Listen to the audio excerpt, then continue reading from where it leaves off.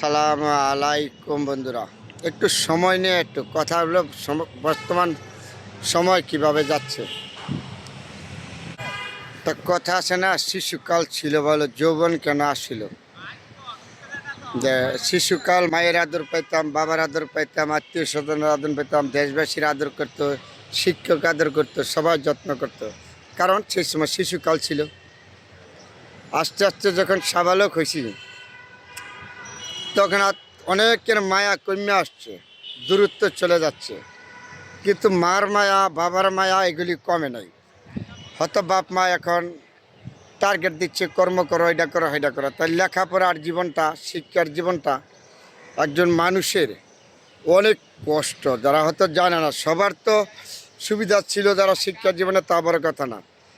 কারো শিক্ষার জীবনে অনেক কষ্ট করে লেখাপড়া করছে, লজিং থাকছে, টাকা পয়সা ছিল না, ভালো একটা জামা গায়ে দিতে পারছে না, চলতে পারছে না।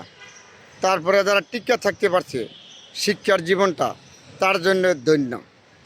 শিক্ষা শেষ করছেন, শিক্ষা শেষ করে আবার কি করবেন? কর্ম নিতে হবে।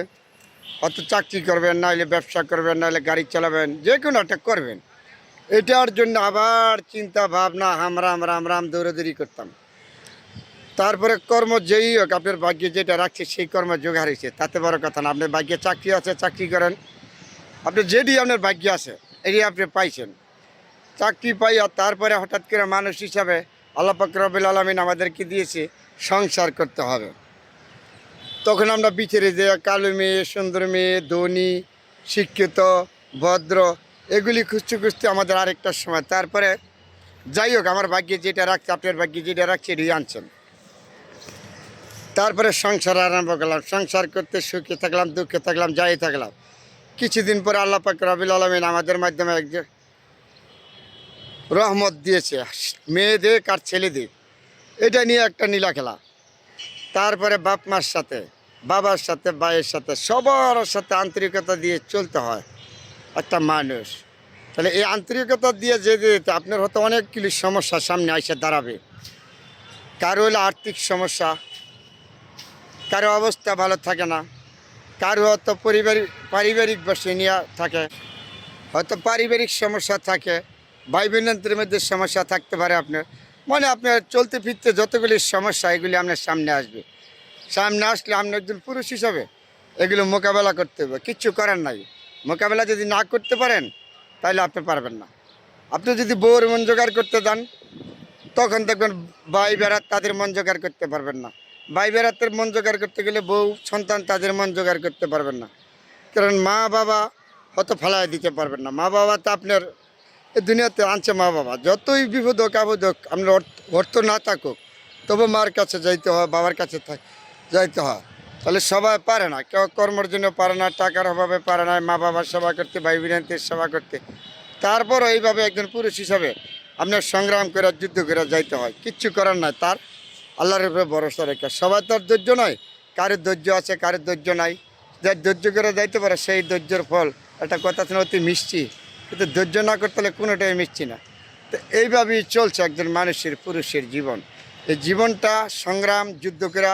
আপনারা যাইতে হইবে, আমরা যাইতে হবে। যতদিন বেঁচে থাকি দুনিয়া থেকে, আপনি ধনী হন, গরিব হন, কিন্তু পরিশ্রম, চেষ্টা, যুদ্ধ এগুলি কখনো আপনার কাছ থেকে যাবে না। তারপরে আপনি সবার সাথে মন মানসিকতা রক্ষা করতে হবে। ভাই বেড়াত, আত্মীয় স্বজন, দেশবাসী, সমাজ, সবার সাথে মিলেমিশে থাকার চেষ্টা করতে হবে। যদি না থাকতে পারেন তাহলে আপনি মানুষ না। আবার আচার ব্যবহার, হালাল হারাম অনেক কিছু আছে, এগুলি চৌদিক দিয়ে বিবেচনা করে আপনার জীবনটা এগিয়ে নিতে হবে। এখানে ভেঙে পড়া যাবে না। যত বিপদে আসুক আসুক, আল্লাহ পাখি দিয়েছে, আল্লাহ আপনার উদ্ধার করবে, কিন্তু ভেঙে পড়া যাবে না এখান থেকে। তবে চেষ্টা করতে হবে এই বিপদ থেকে উদ্ধার হওয়ার জন্য। আপনি বিপদে আছেন, আপদে আছেন, এখান থেকে উদ্ধার হওয়ার জন্য চেষ্টা করতে হবে। চেষ্টা না করলে কোনোটাই কিছু নাই। আর যদি চেষ্টা না করেন তাহলে আপনি পারবেন না। ব্যর্থ, ব্যর্থ শব্দ কিন্তু শব্দ নয়, ব্যর্থ মানে কিন্তু কাজ নাই। যেটি করেন আপনি এগিয়ে যাইতে হবে, সফল হওয়ার চেষ্টা করতে হবে, কিন্তু ব্যর্থতা মানে কিন্তু শব্দ নয়। এটার নাম হইল মানুষের জীবন। আপনি আমি প্রতিটা মানুষের এইভাবে সংগ্রাম করে জীবন সংসারের সংগ্রাম করতে হবে, ছেলে মেয়ে নিয়ে সংগ্রাম করতে হইব, কর্ম নিয়ে সংগ্রাম করতে হইব, মানে যুদ্ধ। আপনি পুরুষ হিসাবে আপনার যুদ্ধ সর্বক্ষেত্রে। এরপরে আল্লাহকে স্মরণ করতে হবে, আল্লাহকে ডাকতে হবে। আল্লাহ ছাড়া তো কোনো মাবুদ নাই। দুনিয়াতে চলে যাবেন কি নিয়ে? ভালো মন্দ নিয়ে, পৃথিবীর বুকে হিসাব নিকাশ আপনার একলা দিতে হবে। সেই দুনিয়াতে আপনার পাশে কেউ থাকবে না। তারপরে বন্ধুরা অনেকগুলি কথা বলেছি, কারো কাছে ভালো লাগবে, কারো কাছে খারাপ লাগবে, সবাই আমাকে ক্ষমা দৃষ্টিতে দেখবেন।